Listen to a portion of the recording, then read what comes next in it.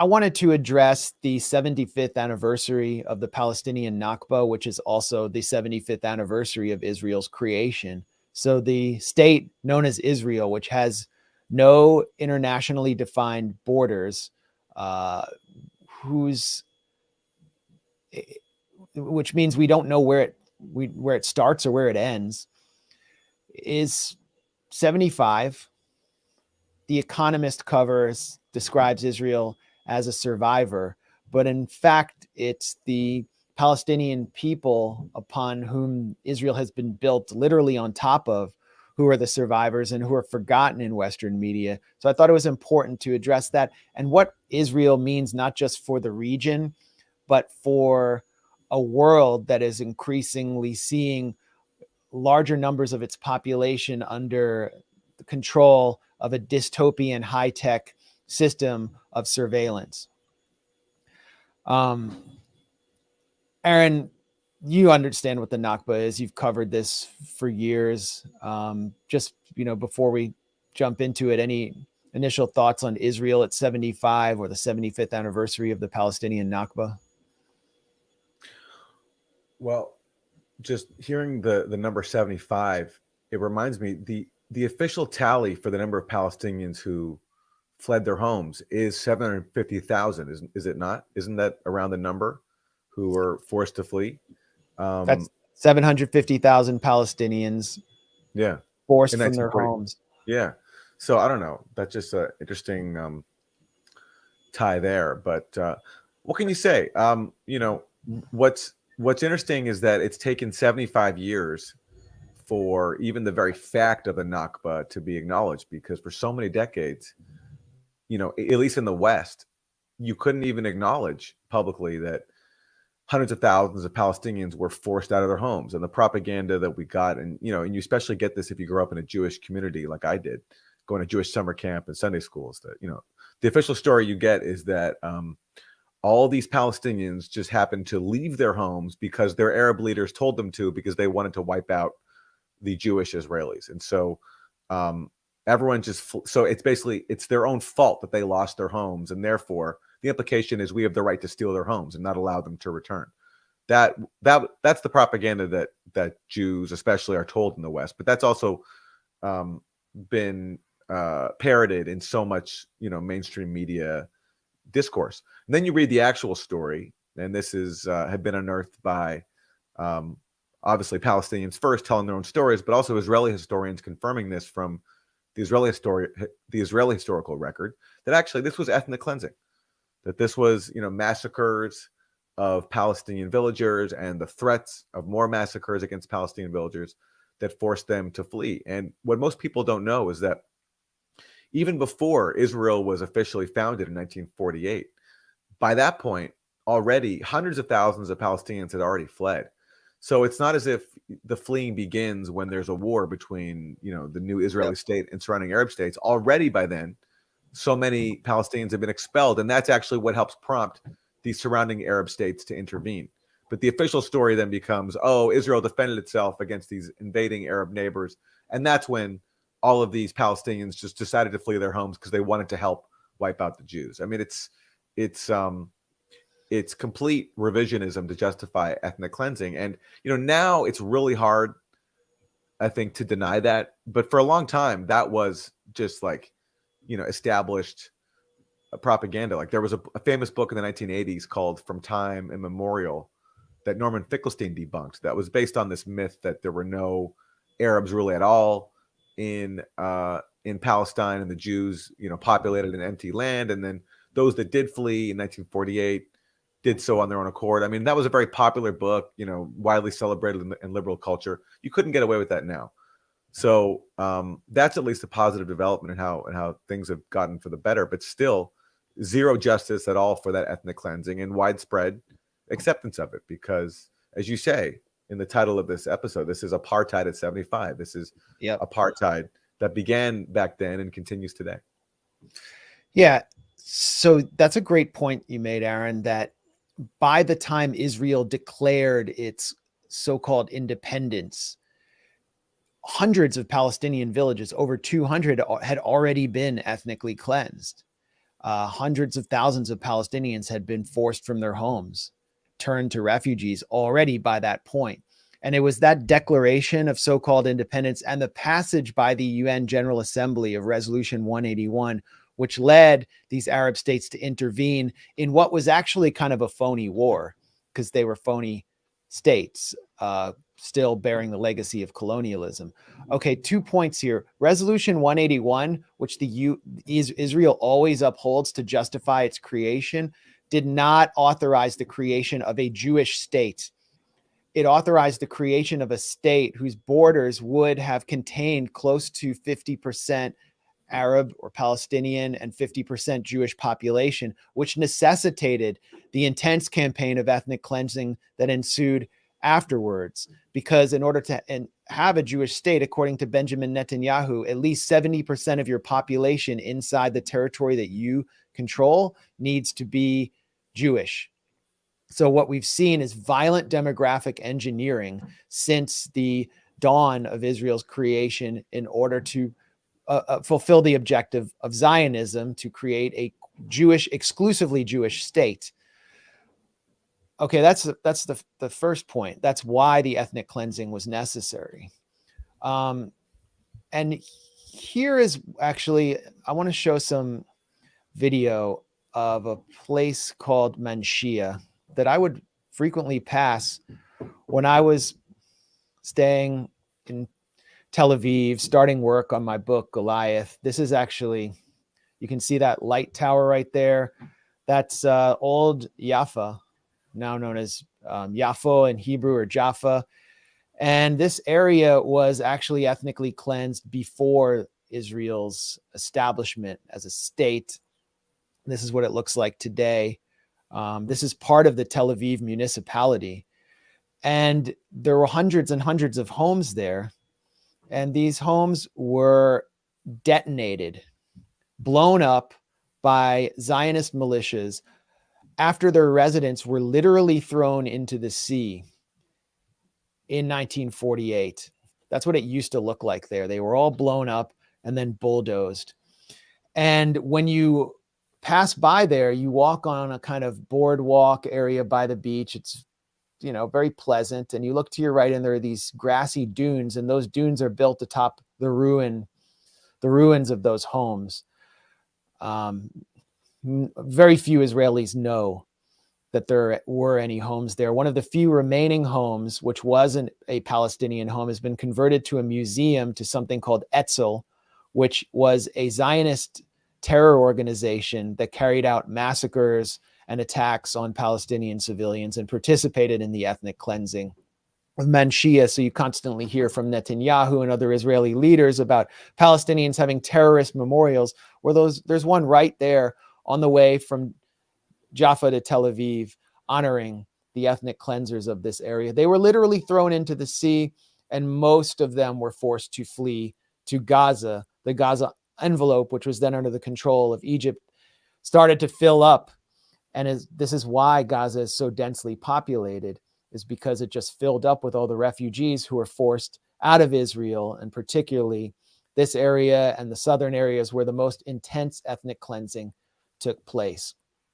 So another thing very few people know about the Nakba is that inside Israel, there are some 100,000 internally displaced people, IDPs, who are Palestinian citizens of Israel, part of that population of Israel, 1.5 million people or so, who are supposed to hold full civil and political rights despite not being Jewish, but are internally displaced. And so they were forced out of their homes in what is now Israel, and they are not allowed to return to their homes. So I wrote a piece about this back in 2011, I think. There's an artist colony in northern Israel, another very pleasant place. This is a video made by the Israeli Foreign Ministry about Ein Hod, and you can see it's this rustic kind of bucolic village. It looks like something that might be in the Swiss Alps. Nice art studios. Here's the artists. Most of them came from Europe. And well, we got some. We'll keep. Yeah, here's one of the artists, a sculptor and painter and a tour guide, Dan Ben Aryeh. He's from Europe. Lots of workshops, you know, and it's nice. These studios are Palestinian homes that were stolen from their residents, and their residents live down the road. I visited them. There's a stolen Palestinian home. They live down the road in what's known as an unrecognized village, because the state of Israel refuses to recognize it and therefore will not provide public services to it.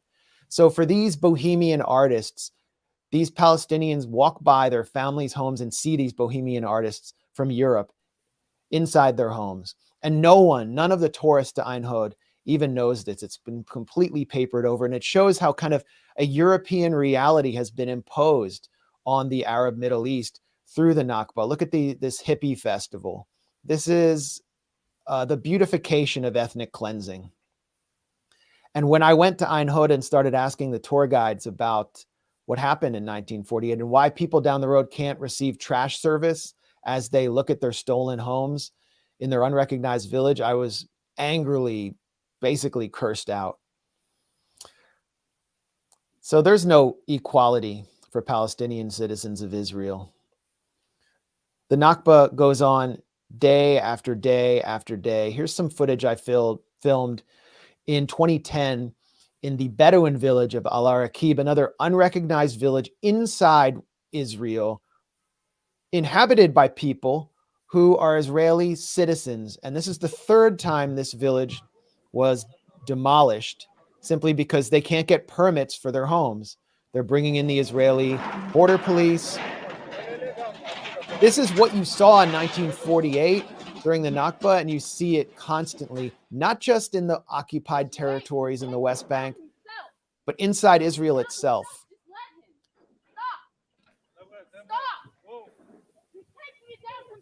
And forgive my lousy camera work.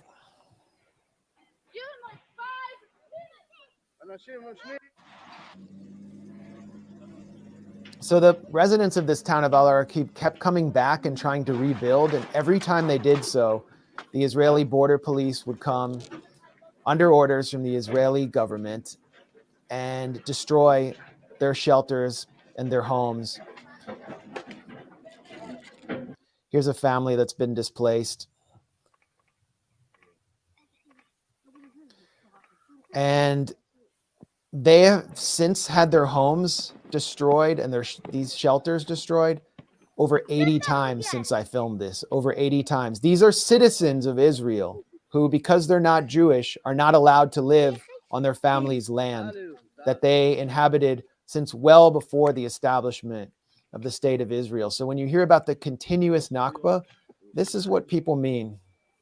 And the Israeli bulldozers and troops are leaving here and dragging a water tank away so that the people cannot return. Now, we recently saw renewed fighting in Gaza.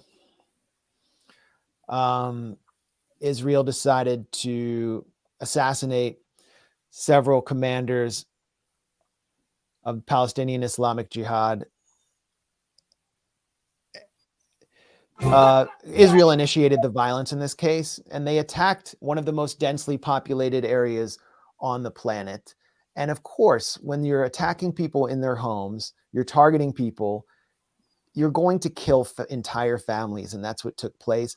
And buildings were targeted that apparently had no connection to any military resistance group inside Gaza. Here is footage of residents of a special needs center inside Gaza that was targeted and destroyed by Israel in the recent assault. This Sunday, we saw a ceasefire in that attack that left in that fighting, and which left over 30 Palestinians dead. And actually, during that attack, during the Israeli bombardment of Gaza, a man who had actually survived the Nakba and been forced to live in Gaza as a refugee saw his home destroyed. And this really helps illustrate and bring home the concept of the continuous Nakba.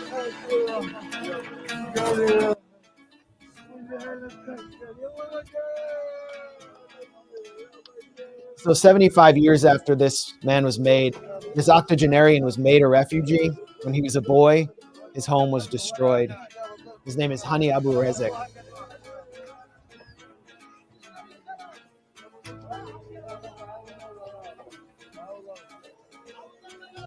Now, as if you followed the recent fighting or you followed any escalation between Gaza and Israel, the resistance factions in Gaza and Israel, you will know that the city of Ashkelon in southern Israel frequently gets shelled, gets hit by rockets. It was the site of some heavy rocket fire and attempted Iron Dome interceptions. The Iron Dome is a system partially funded by funded to almost 50% by U.S. taxpayers to provide Israel with not just deterrence, but basically a blank check to continue attacking Gaza.